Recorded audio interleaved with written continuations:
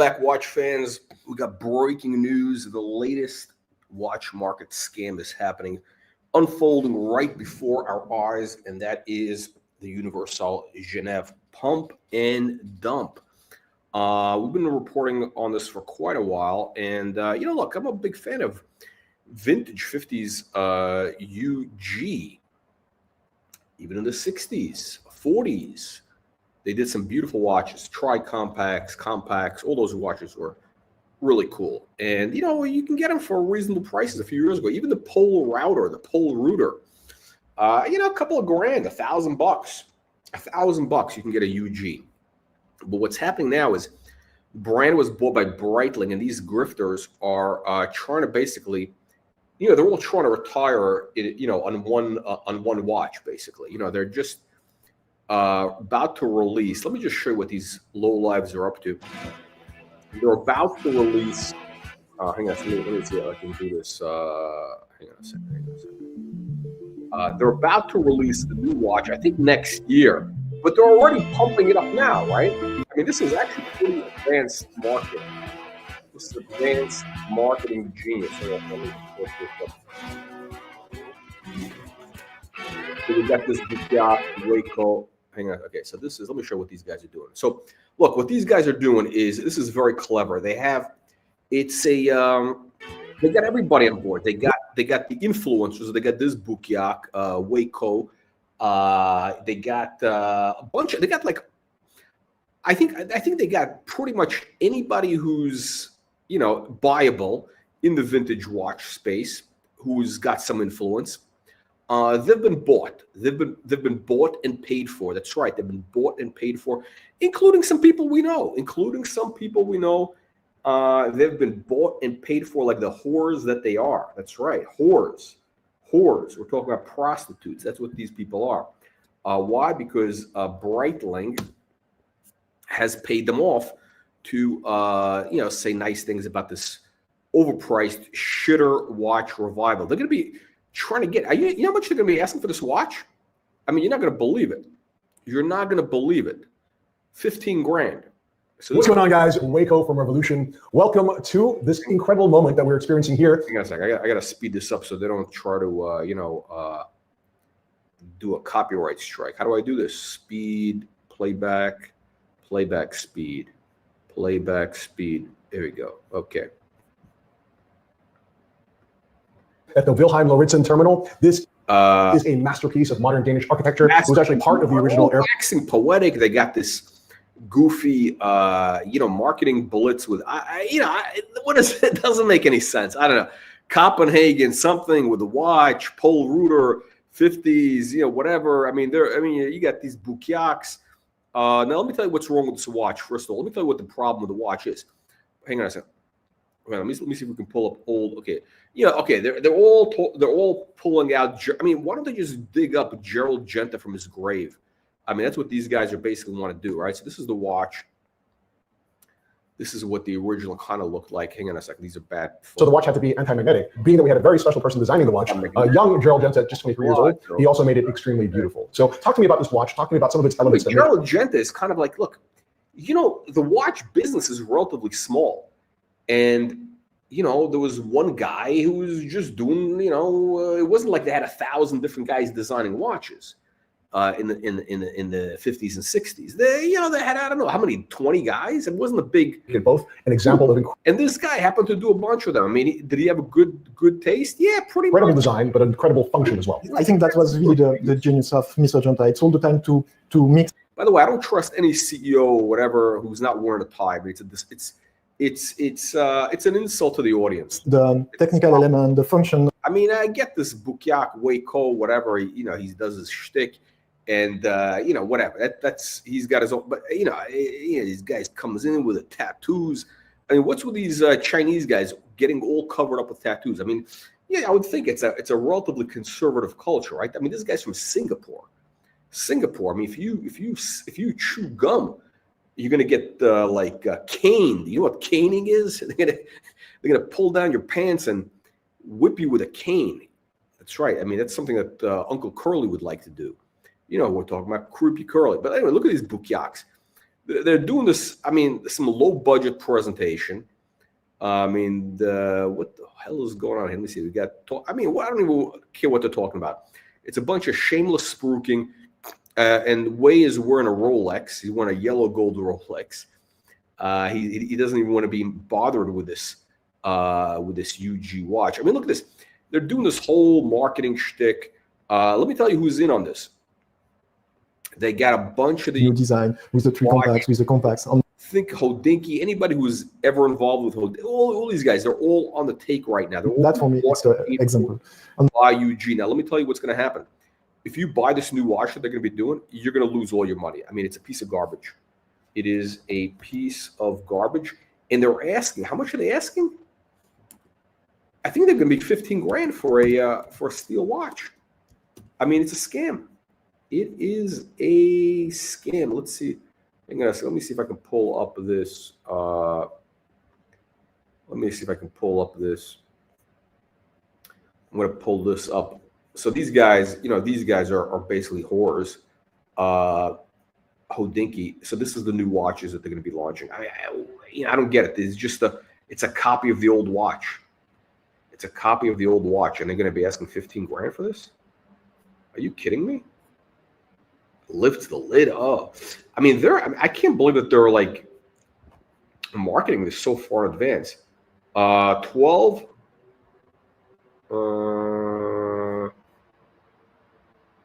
Yeah, 15. They're going to be asking, I think, 15 grand for this. 15 grand. Now, how much does a used UG go for? The original pole router? A couple of grand. Guys, this is a massive pump and dump happening. They're all in on it. All these grifters.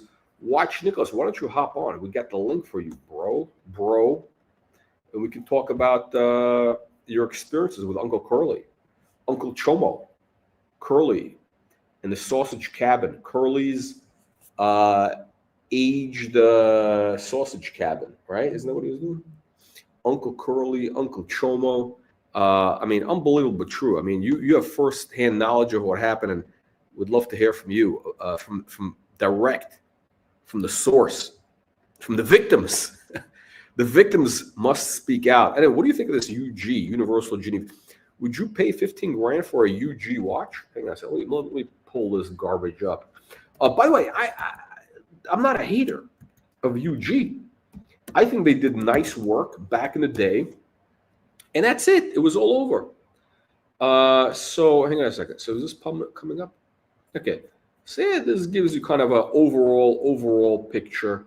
Again, you want a pole router? 2 grand basically. This one is a little bit overpriced, $19.58. That's what you want. If you're gonna go vintage, you want vintage.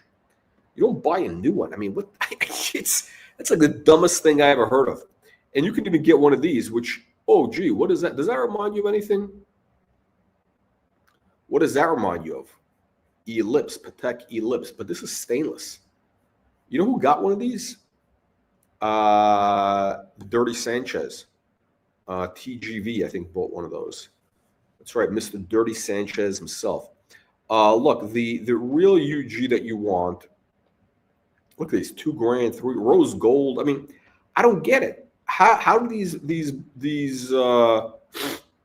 mooks expect to get 14 grand for a watch when you can get one of these for 2 grand, 3 grand? Now, I guarantee you that they're going to be buying up inventory on the secondary market. They're buying stuff up right now. They're going to be bidding at auction. And that's how it's going to work. What they're going to do is they're going to drive up prices at auction and hope and pray that people are stupid and they're going to fall for this grift. Now, check this out. This is actually kind of cool. This is a UG 14 karat with tiger eye diamonds. Looks like it's factory. Oh, it's our good friend Eric Wind. Tiger eye dial with diamonds. I mean, this is kind of funky. Now, would I buy this? No, I wouldn't be caught dead with this. Why? Because,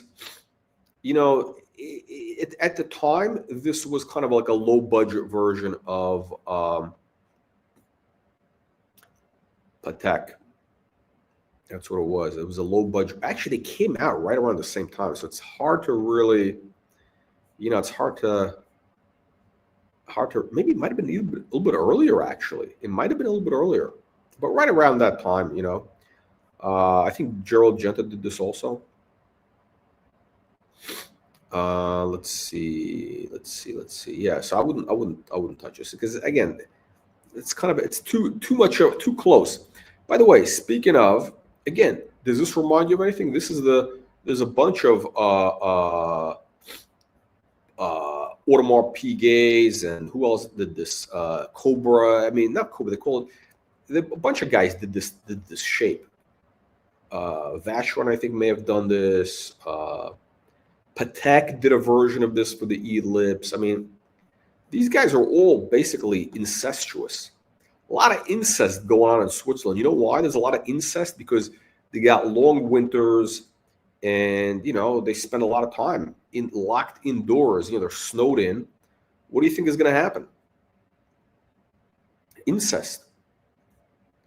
A lot of incest in Switzerland, in the design community. Now, these are cool, right?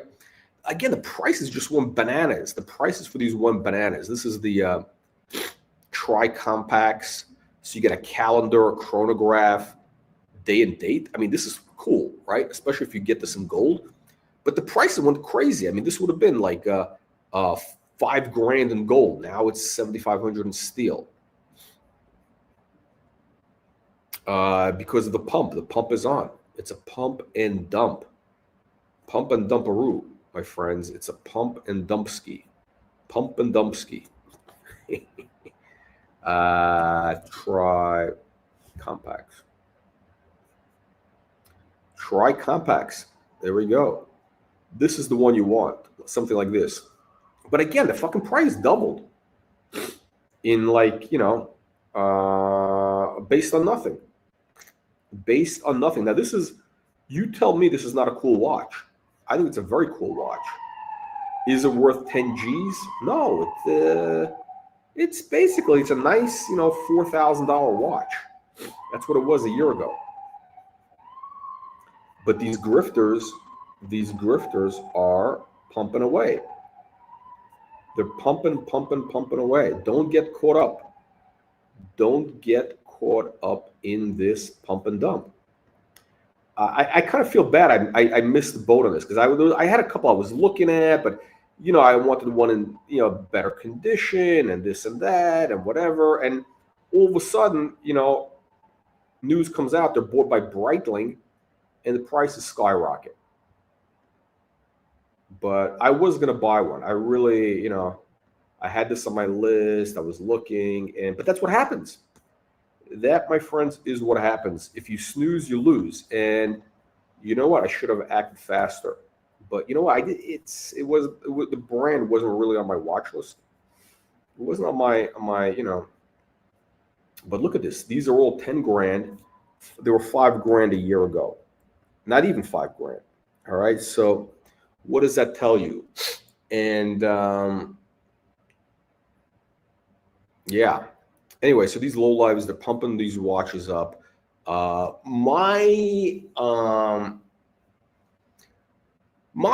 take on this is that the pump is going to fail. I think people are, it's like, there's an old expression: buy the rumor, sell the news.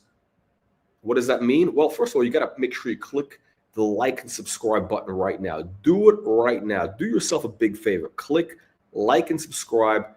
Get our free weekly newsletter. That's right. Get our free weekly newsletter. Click the link in the video description below to get the latest on Rolex, Patek, AP, and much more, vintage and modern.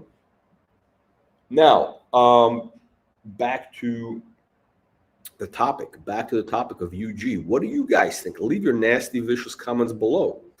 Watch Nicholas. I guess this guy's very shy. He doesn't want to come on. He doesn't want to get groomed by Uncle Curly. We know Uncle Curly's out there. Uncle Chomo's sausage cabin in Illinois. That guy actually fits the profile of most serial killers. like John Wayne Gacy and who's the other guy? The guy who ate guys in what's his name? Jeffrey Dahmer. A lot of those guys are based in the Midwest. So Creepy Curly actually checks off all the boxes. Number one, he's in the Midwest. He's in the age group. He was an electrician, and most serial killers are either engineering types, or stuff like electrician is close enough, because to be an electrician, you actually do need to have some brains, right? You do need some brains to be an electrician. They do require a little, they do require, above average intelligence, I would think, right? And most serial killers do have above average intelligence. No question that Creepy Curly, Uncle Chomo, has above average intelligence. And we know he's got a peculiar, let's just say peculiar sexual tastes, and that fits the serial killer profile. Now,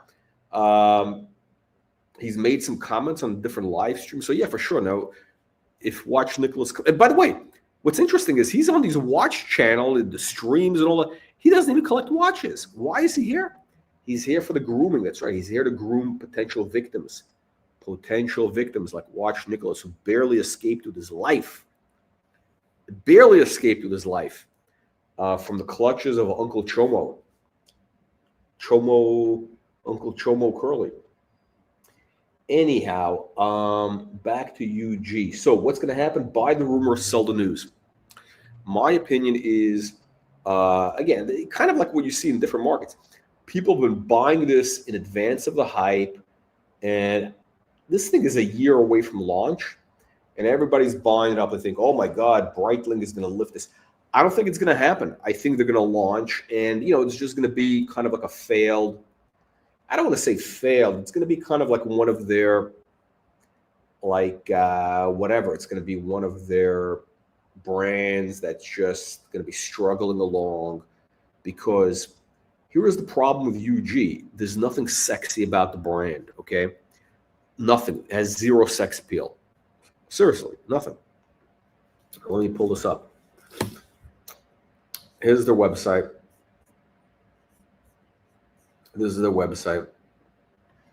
I mean, there's just nothing sexy about the brand, the name. The name means nothing. I mean, the marketing is all really tired. I mean, the marketing's tired. It's old. It's busted down. I mean, it's just like trying too hard for like some sort of Mad Men 1950s vibe. They're really trying too hard.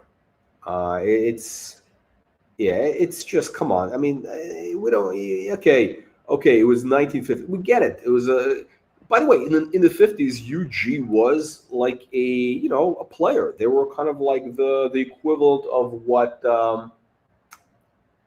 Vacheron is today. Like you had the big three. Let's say you had Patek Philippe.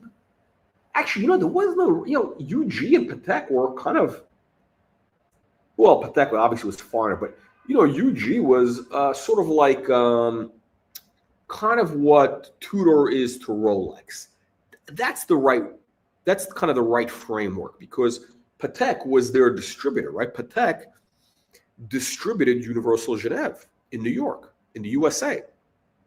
And they do quality stuff, right? So for Patek, this was kind of like their poor man's Patek. If you couldn't buy a Patek, would sell you a UG. That was their philosophy, because they're they're hustlers. These Swiss bastards. Anyway, it's very tired, and they got their own magazine. Oh, jeez. Oh my God. They got their own magazine, UG magazine. Discover the stories, people that define the iconic. Everything is iconic. Everything is iconic. Everybody's an icon. Iconic. Gerald Genta, icon. Iconic. Okay. I mean, it's too much. Now here's the real problem I have with this. This is the real serious problem. I really don't like reissues of vintage watches. A reissue of a vintage watch, like what is that? That's basically a copy. It's a copy. It's almost like, think about it. In the art world, right? You have, for example, I'll give you a real example. Let's say Andy Warhol. Andy Warhol, he was famous for his prints, all those prints he made, right? Let's say a Superman print. It's $100,000 at auction, 100 G's, 100 grand, right? And that's a multiple. That's like one out of 35, I think the edition was, 35 pieces or whatever. But here's what you got to realize. There was also, the edition might have been, I think it was 35, but whatever. It was the Myth series. But they also had artist proof, then they had whatever. And then there were the unsigned prints, which is interesting, right? Because Andy Warhol didn't do those prints himself. He didn't do that. It was all done by this guy. What's his name? Jason, John, whatever. There was one guy who did all the screen prints. One guy worked at the Warhol factory. He did all that work. There were a couple of guys, basically, right? So Andy Warhol, all he did was basically sign the piece and kind of approve, make sure everything was good. But all the work was done by the screen printer.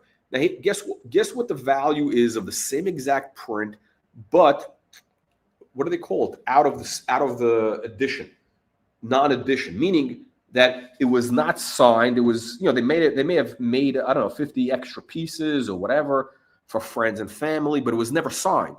Guess how much that's worth? Take a wild guess. The one that's signed is $100,000. The one that's not signed is about $1,000. And the reason people pay $1,000, well, first of all, it's just as good as the one that he made. It's the same people made it. But also, you can also add a signature. I mean, if you're good, you can add a signature and try to pass it off as the real deal. People do that. Now, what do you call it? I'm sorry. No. The example, that's not the right example. The example is, like let's say a sculpture, right? There's a big difference in the price of an edition made during the artist's lifetime when he signed it, and made after he died. Because a lot of times they make stuff after the guy dies, like Picasso. There's thousands of prints that were made after he died. Chagall, all those guys, a bunch of even paintings that were from the estate that were just never signed because I don't know, maybe they didn't finish it or whatever. But no, it's actually no. Is that the right example? No, I'm using the wrong example. It's actually not a good example. Look, what you're getting is a cheap copy of an original. That's what you're getting with UG. Bottom line, let me repeat. If you buy a modern UG from Breitling, what you're getting is Breitling. You're getting a modern Breitling. There's no charm. There's no history. No iconic bullshit. Nothing. There's no story bullshit. You're getting a modern shitter overpriced. That's what's going to happen. So you're going to get, basically, you're going to get sodomized. You're going to get sodomized. If you like, get it. You know what sodomized means? Google it. Juan and Kino know what that's all about. The hubcap thieves. Juan and Kino, unbelievable but true. Those guys. Hang on, so let me pull it. What am I looking at here? What are we looking at here? This garbage watches, scammers, grifters. They show you these 1950s movies because you know what they're trying to do? They're trying to appeal to all you knuckleheads who have this nostalgia bullshit. You watch Mad Men series, a TV show, whatever is it on HBO, wherever it's on. That bullshit, about the 1950s. You think, wow, it was a magical time, iconic. Oh, this, that. Listen, every era is iconic. Okay, it's a bunch of bullshit. All right, that's what it is. Don't get scammed by these lowlifes. There's nothing iconic about a reissue of a vintage watch. When brands do it, it's lazy, it's cheap, and frankly, it's sleazy. That's what it is. It's sleazy. All right. These guys are trying to pick your pockets. They're trying to rob you of your children's tuition money, just like Juan and Kino. You know what Juan and Kino is? Google it. All right, guys. Let me know what you think. Leave your nasty, vicious comments below, and we'll see you on the next one. Actually, there's one more topic I think we need to address. We got another topic? No, that's it. You guys don't deserve any more topics. You deserve nothing. There's no super chats today. You deserve nothing. All right.